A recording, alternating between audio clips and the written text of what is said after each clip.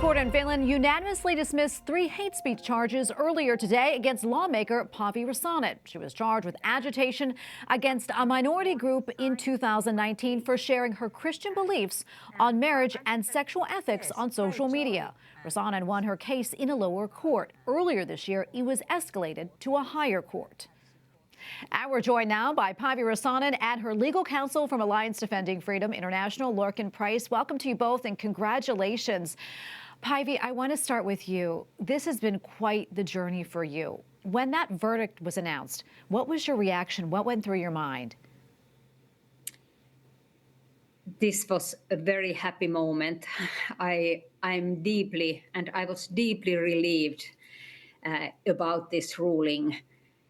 Because this has been so long process.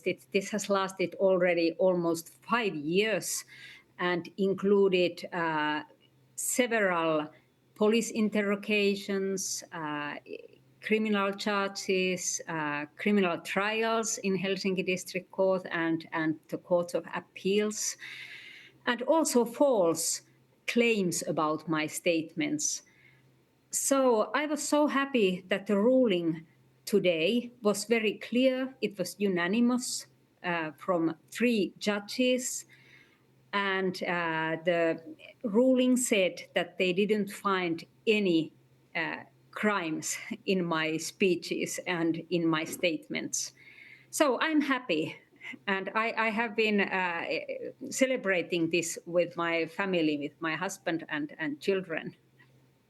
And Lorcan, I want to go to you next. Talk to us about the significance of this ruling and what this means for free speech. Well, it's a very significant ruling, Tracy, not just for Finland, but more widely across the Western world. This case was closely followed in a number of different countries.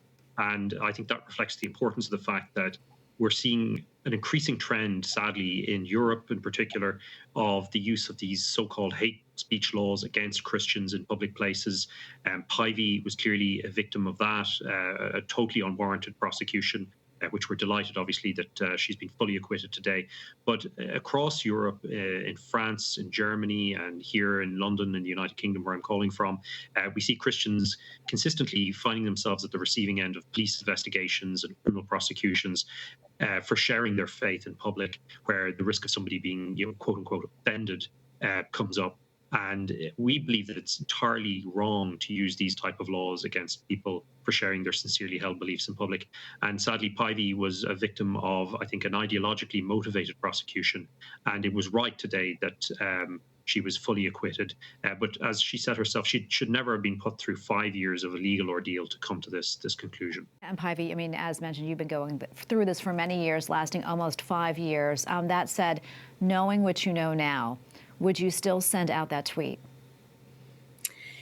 Yes, I would. In fact, when this process started and I was investigated and interrogated by the police asked me every time that would I, in 2 weeks,